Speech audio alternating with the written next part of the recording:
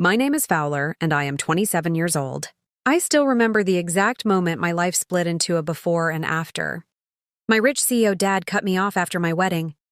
It didn't happen quietly.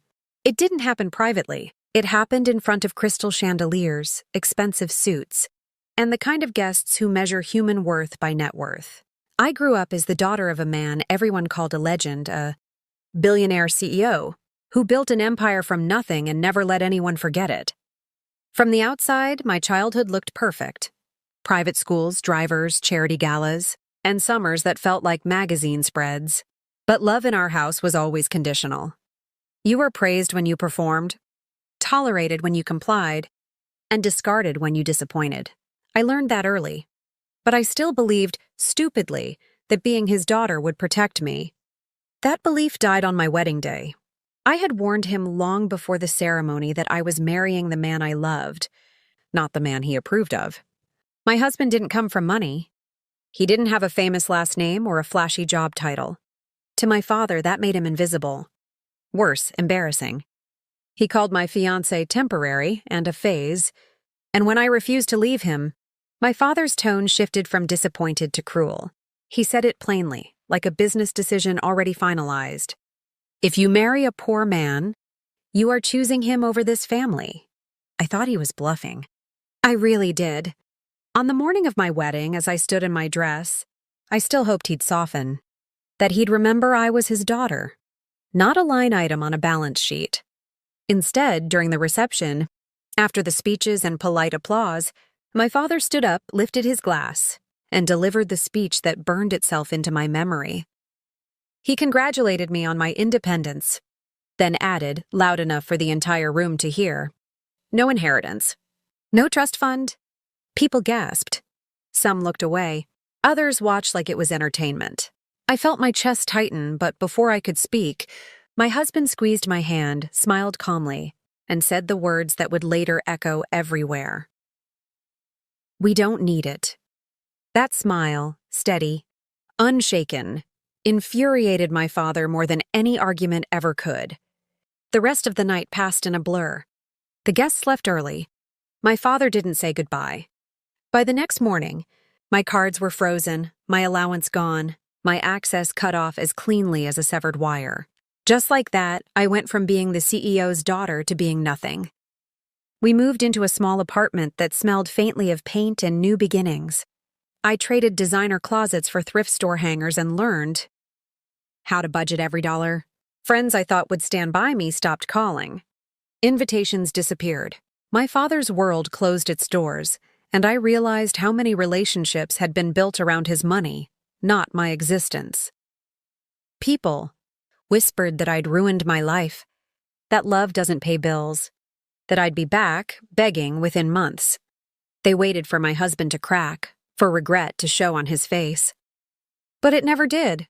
He worked long hours, never complained, never explained himself. When people asked what he did, he answered simply and changed the subject. That mystery only fueled the judgment. My parents made sure the narrative was clear. Their daughter had thrown away billions for a man with nothing. I heard through mutual acquaintances that my father called me a lesson, a proof of what happens when emotion overrides logic. Still, I didn't reach out. Pride? Maybe. Or maybe it was the quiet realization that my life finally belonged to me. Then time passed. Bills were paid. Stress came and went. And slowly, something strange happened. Peace settled in. I laughed more. I slept better. I felt chosen, not evaluated. 6 months after the wedding, the whispers began to change. Subtle at first, curious. People started asking different questions, leaning in a little closer when my husband spoke. They noticed his phone calls, the meetings he never discussed, the calm confidence that didn't match the poor man label they'd slapped on him. I didn't know it yet, but the story everyone thought they understood was about to flip. The same father who had disowned me would soon be staring at my husband, with a very different expression. At the time, all I knew was that the man who said no inheritance, no trust fund, had underestimated us both, and that the consequences of that mistake were only beginning. 6 months later, the words that once felt like a threat, cut off, disowned, forgotten, had strangely lost their power, because by then our life had taken a shape no one expected, especially not my parents.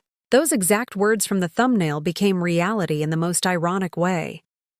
Months later, my parents froze when they saw where my husband really worked. It started with an invitation that wasn't meant for me at all.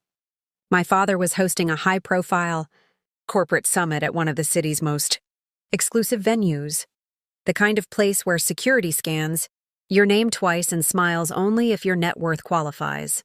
I found out by accident, through an old family friend who still followed my life out of curiosity. She mentioned my father was desperate to secure a partnership deal that could stabilize his company after a risky expansion went wrong.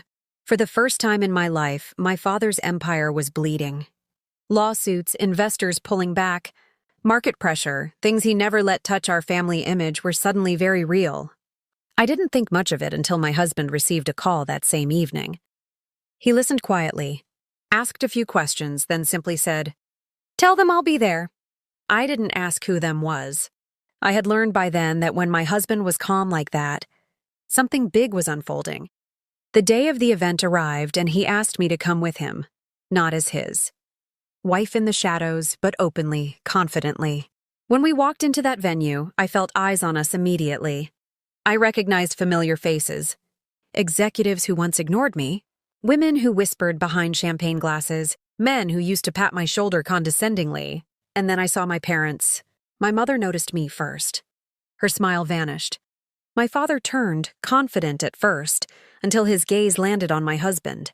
I watched confusion ripple across his face as he saw the name on the registration badge, the title beneath it, and then the people approaching to skak not him. One by one, powerful figures greeted my husband with respect, deference, even excitement. Handshakes lingered, voices lowered. Suddenly, my father wasn't the center of the room anymore.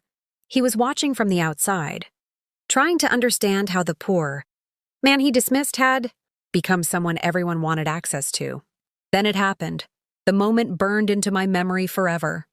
My father walked over, stiff, pride battling desperation. He congratulated my husband on his success, the word tasting unfamiliar in his mouth.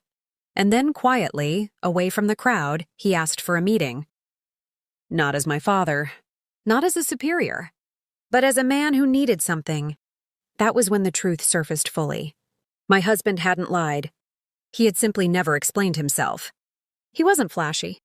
He didn't boast, but he worked at the level where companies don't advertise. They negotiate in private rooms and move markets silently. The deal my father needed? My husband had the final say. I watched the strongest man I'd ever known. The man who said, no inheritance, no trust fund. At my wedding, hesitate, then do the unthinkable. He asked. He begged my so-called poor husband for a deal. His voice was lower than I'd ever heard it, stripped of arrogance, replaced with urgency. In that moment, everything reversed: power, pride, control. My husband listened respectfully, calmly, and said he would consider it, on his terms. No family leverage, no apologies demanded, just business. Later that night, my father tried to speak to me alone. He said he'd been protecting me, teaching me a lesson. I realized then that he still didn't fully understand what he'd lost. I didn't need his money.